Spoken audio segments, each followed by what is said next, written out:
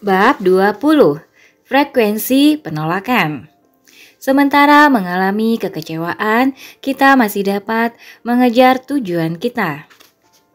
Alasan pertama mengapa kita mempedulikan penolakan adalah adanya keterlibatan emosional. Alasan yang kedua adalah frekuensi umpan balik negatif. Berapa banyak kegagalan dan penolakan yang harus kita alami sebelum kita mulai mempedulikannya? Tentu saja kita dapat mengatasi penolakan. Salah satu sebab mengapa kita bisa hidup sukses seperti sekarang adalah karena kita dapat mengatasi penolakan.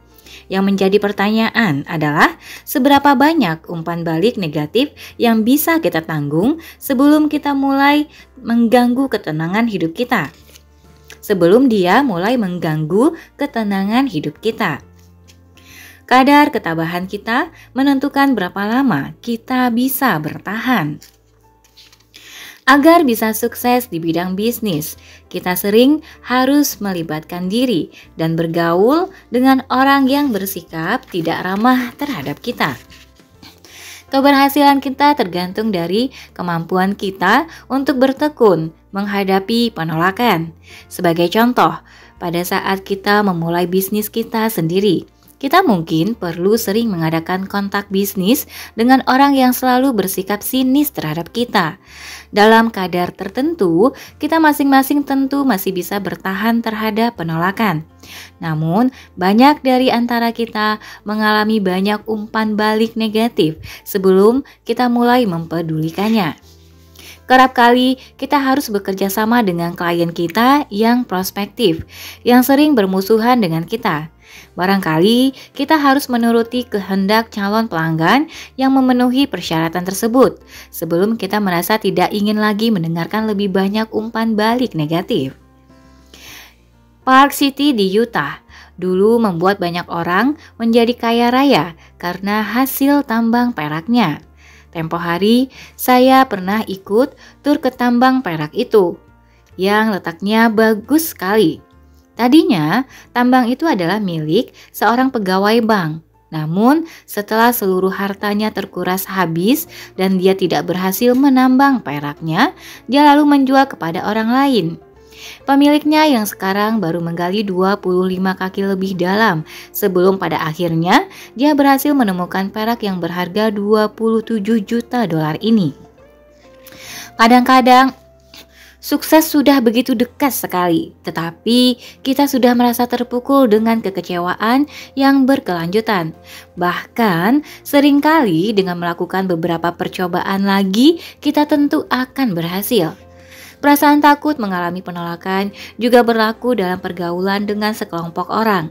Pada suatu saat, kita kebanyakan merasa canggung bila berbicara di hadapan orang banyak. Tapi, mengobrol dengan seseorang bisa mendatangkan kesenangan bagi kita. Kita tahu bahwa makin banyak orang yang mendengarkan pembicaraan kita pada suatu waktu, makin banyak kemungkinannya bagi seseorang untuk bersikap negatif terhadap diri kita. Kalau kita tidak dapat mengatasi sanggahan orang, maka kita akan merasa dipermalukan di muka umum. Kelemahan kita terhadap kemungkinan ditolak orang juga bisa terjadi dalam pertemuan sosial. Misalnya, kita kebanyakan tentu mengakui bahwa menghadiri pesta koktail bisa merupakan pengalaman yang memalukan diri kita, terutama bila kita datang terlambat dan tidak kenal dengan siapapun di sana. Mengapa kita merasa takut? Barangkali kita terlalu khawatir bahwa kalau kita bergabung dengan beberapa orang, seseorang mungkin akan berkata, "Maaf, ini rahasia." Saat itu, kita mungkin segera memutuskan tidak akan pernah menghadiri pesta koktail lagi, tanpa sebelumnya merasakan beberapa teguk minuman terlebih dahulu. Tetapi sebelum pulang, kita mungkin melihat ada seseorang yang sedang menyendiri. Kita bisa berusaha mengadakan pendekatan untuk yang terakhir kalinya. Kita memperkenalkan diri kita dan orang itu berkata kepada kita, "Maaf, ini rahasia." Reaksi ini barangkali tidak akan membingungkan kita. Kita mungkin akan merasa geli dengan komentar mereka sambil berpikir, bagaimana mungkin orang ini bisa menolak diri saya dan tak seorang pun yang bersedia menerima saya? Akan tetapi, Kita mungkin tidak menyadari bahwa sekelompok orang yang tadi kita dekati sedang mendiskusikan masalah pribadi yang tidak boleh dicampuri oleh orang lain di dalam ruangan itu. Sedangkan orang yang tengah menyendiri itu barangkali sedang melamun dan dalam proses mengambil keputusan penting dalam hidupnya. Intinya adalah bahwa ketidaksediaan mereka untuk didekati tidak ada hubungannya sama sekali dengan diri kita sebagai orang luar. Kerap kali reaksi kita bukan berdasarkan pada kenyataan, pada perasaan orang lain yang sesungguhnya terhadap diri kita, melainkan pada citra diri kita sendiri dan kegelisahan ego kita. Kita masing-masing perlu bertanya pada diri kita, seberapa banyak penolakan yang harus saya alami pada suatu waktu sebelum saya merasa sakit hati. Kemudian kita harus memutuskan bagaimana caranya supaya kita bisa mengejar tujuan kita walaupun perasaan kita gampang dipengaruhi. Penolakan menjadikan diri kita lebih tabah, menyalurkan rasa takut kita. Waktu itu, anak laki-laki yang manis ini baru berumur 5 tahun dan menetap di Inggris. Pada suatu hari, ayahnya menyuruh dia membawa secarik kertas catatan ke pos polisi. Perwira polisi di pos itu memutuskan untuk mengikuti instruksi tertulis pada catatan itu. Dia membawa anak itu melewati beberapa koridor menuju sel penjara yang terbuka, lalu menguncinya di dalam dan meninggalkannya di sana sendirian. Setelah kira-kira 15 menit, perwira itu datang kembali dan menasehati dia. Ini merupakan pelajaran bagi seorang anak laki-laki yang bandel. Kemudian dia mengizinkan anak itu pulang ke rumahnya. Mungkin ada faktor lain sebagai penyebab anak itu terganggu syarafnya. Pada berbagai peristiwa, sementara waktu berjalan terus, dia menyadari bahwa dirinya semakin gila. Dengan perasaan putus asa, dia terus berusaha menjaga agar dirinya tetap waras. Pada waktunya, dia dapat menemukan cara membebaskan dirinya dari tekanan emosi yang disebabkan oleh rasa takut. Kemampuan Alfred Hitchcock menyalurkan rasa takutnya ke dalam prestasi yang kreatif telah menjadikan dirinya sebagai seorang yang mengalami sukses besar. Kita semua tentu mempunyai rasa takut. Beberapa dari rasa takut itu dapat menyelamatkan diri kita. Misalnya, dengan meyakinkan diri kita bahwa sebaiknya kita tidak berjalan memasuki daerah tetangga yang berbahaya setelah lewat tengah malam. Kalau kita tidak memiliki rasa takut, kita mungkin akan melupakan kemungkinan bahaya. Pada umumnya, kita akan kehilangan rasa takut bila kita sudah sukses. Kita mulai percaya bahwa kita memang ditakdirkan untuk berhasil tanpa harus bersusah payah untuk mencapainya. Ini dapat terjadi pada diri petinju yang karena gembiranya telah berhasil merebut juara, tidak berlatih keras untuk menghadapi pertandingan berikutnya. Sebagai contoh lainnya, beberapa dari antara kita jika mendapat sukses dalam bisnis sering merasa yakin bahwa kita memiliki kiat bisnis yang ampuh. Apa saja yang kita garap pasti akan berhasil. Kemudian kita akan menjadi heran mengapa spekulasi bisnis kita lainnya banyak yang gagal. Seandainya kita mengendarai mobil, menuruni bukit, dan mobil kita tidak mempunyai rem, maka kita akan menghadapi kesulitan serius. Tujuan adanya rem tidak selalu dimaksudkan untuk menghentikan kendaraan, namun juga untuk memperlambat jalannya kendaraan kita sewaktu menuruni ketinggian, sehingga kita dapat tiba dengan selamat di tempat tujuan kita. Demikian pula tujuan adanya rasa takut adalah untuk melindungi diri kita supaya kita tidak menyakiti diri kita. Rasa takut positif ialah untuk memperlambat jalan hidup kita sehingga kita dapat melihat dengan jelas tentang apa yang sedang terjadi. Ketimbang menyebabkan diri kita berhenti berusaha, rasa takut menolong kita untuk mencapai tujuan kita dengan selamat dan menjamin sukses kita. Seringkali kita tidak menghargai rasa takut dan kegagalan karena kita tidak siap mengalami kesengsaraan. Adanya anggapan bahwa kita akan selalu memperoleh sukses dapat memperlemah diri kita, sehingga kita tidak dapat melihat adanya risiko di dalamnya. Kemudian, bila kita menderita kekalahan dan kekecewaan, kita akan menganggap bahwa mencoba sesuatu adalah suatu kekeliruan besar. Sebagai akibatnya, sepanjang sisa hidup kita akan selalu mencari situasi yang menyenangkan diri kita saja. Rasa takut positif dapat menjaga keseimbangan antusiasme kita. Permasalahan baru akan timbul bila rasa takut negatif menjadi terlalu kuat dan mencegah kita untuk mengembangkan potensi diri kita.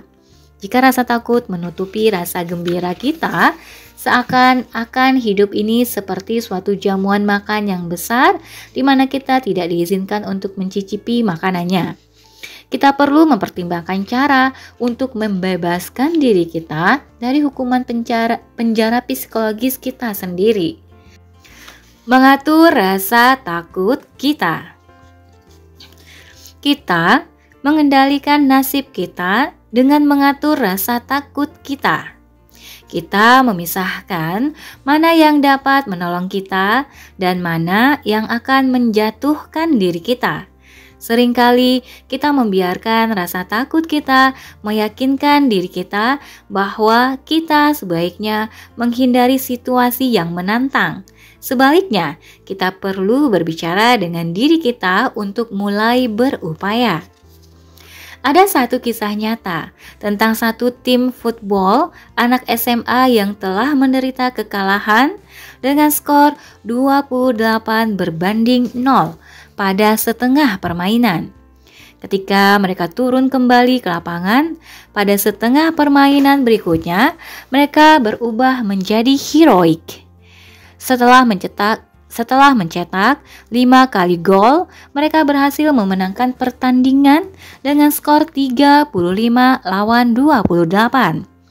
Seusai pesta kemenangan, pelatihnya ditanya tentang apa yang telah dikatakannya pada saat turun minum yang sangat mempengaruhi mental para pemain asuhannya. Dia menjelaskan, "Saya memberitahu mereka, jika kalian kalah, saya akan tetap menyayangi kalian. Kalau kalian kalah, ibu kalian masih akan tetap mengasihi kalian. Tetapi saya tidak yakin bagaimana perasaan pacar kalian masing-masing." Sebagaimana kita dapat memperoleh inspirasi dari perkataan orang lain yang mendorong semangat kita, demikian pula kita bisa dimotivasi oleh perkataan kita sendiri. Kita dapat menjadikan diri kita sebagai yang kita inginkan, mensahkan persepsi kita dan memenuhi harapan kita. Perhatikan 2 faktor menuju sukses. Faktor yang pertama adalah antusiasme yang membawa kita pada tantangan. Memperoleh motivasi secara psikologis untuk mencapai suatu tujuan hidup sangatlah penting. Faktor yang kedua, jauh lebih penting lagi, yaitu kemampuan kita untuk bertindak di bawah tekanan keadaan. Kita kebanyakan menjadi antusias bila menjalani petualangan yang baru. Celakanya, antusiasme kita dapat menjadi berbahaya bila mendorong diri kita memasuki suatu situasi tertentu yang tidak dapat kita atasi, baik secara emosional maupun secara kejiwaan. Kita lalu akan menemukan diri kita berada pada sisi paling bawah dari emosi kita. Keberanian untuk bertindak di bawah tekanan keadaan menjadi faktor utama dalam meraih sukses. Sebagai ilustrasi, Ada profesor yang memberikan kuliah di hadapan para ilmuwan tentang suatu pokok masalah yang rumit. Sopirnya menunggu dia di belakang ruang kuliah. Pada suatu saat, sementara mereka sedang dalam perjalanan pulang, sopirnya berkomentar, "Profesor, saya yakin bahwa saya telah mendengarkan presentasi Bapak berulang kali, sehingga saya sekarang sudah hafal akan setiap kata-kata di dalamnya. Kalau misalnya Bapak merasa kurang sehat, saya pikir saya dapat menggantikan untuk memberikan kuliah." Profesor itu meremehkan usul sopirnya. Lalu terjadilah adu argumentasi di antara mereka berdua. Akhirnya dia berkata kepada sopirnya, "Kalau kamu yakin dirimu sudah sepintar itu, besok pagi kamu bisa menggantikan saya." Sopir itu langsung setuju. Pada keesokan paginya, profesor itu duduk di bagian belakang ruang kuliah dengan mengenakan pakaian sopir. Sedangkan sopirnya mengenakan pakaian sang profesor. Dia memberikan presentasi dengan tepat, antusiasme, dan penuh percaya diri. Sementara tepuk tangan mulai mereda, pembawa acara naik ke podium dan berkata, "Pidato yang bagus sekali. Sesungguhnya kita masih punya waktu untuk tanya jawab. Apa ada yang mau bertanya?" Pertanyaan yang pertama sangat rumit dan amat dalam pengertiannya. Namun, sopir itu segera bertindak. "Saya tidak percaya di tengah-tengah para hadirin yang pintar-pintar ini, pertanyaan yang begitu sederhana ditanyakan dalam forum ini. Sesungguhnya, untuk membuktikan kepada Anda sekalian betapa sederhananya pertanyaan itu, maka sopir saya yang duduk di belakang ruangan ini akan menjawabnya." Dia bersedia mengambil tantangan yang baru, sebagaimana kita juga seharusnya. Namun yang paling penting, dia mempunyai kemampuan untuk bertindak di bawah tekanan situasi. Catatan, ketabahan menentukan toleransi kita terhadap penolakan. Pengalaman yang sulit mengizinkan kita menemukan sumber semangat dalam diri kita. Rasa takut positif menyiapkan diri kita untuk menghadapi setiap rintangan pada jalan hidup kita. Kemampuan tindakan kita di bawah tekanan situasi lebih penting dari antusiasme kita.